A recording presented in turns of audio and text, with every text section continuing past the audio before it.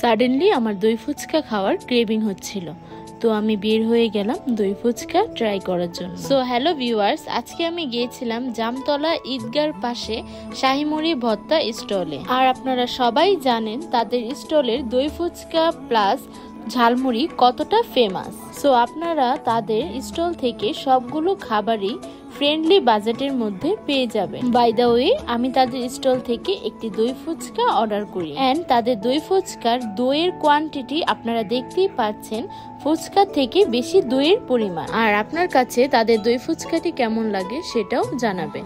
আর একটি নর্মাল ফুচকাও আমি নিয়েছিলাম। নর্মাল ফুচকাতে আপনাকে 3 ধরনের টক দিবে, আর সাথে আমি একটি মুড়ি ভর্তা অর্ডার করেছিলাম, সেটা তারা আমাকে বানিয়ে দিচ্ছে। 20 টাকা দামের অনুযায়ী তাদের মুড়ি ভর্তার কোয়ান্টিটি কিন্তু ভালোই ছিল।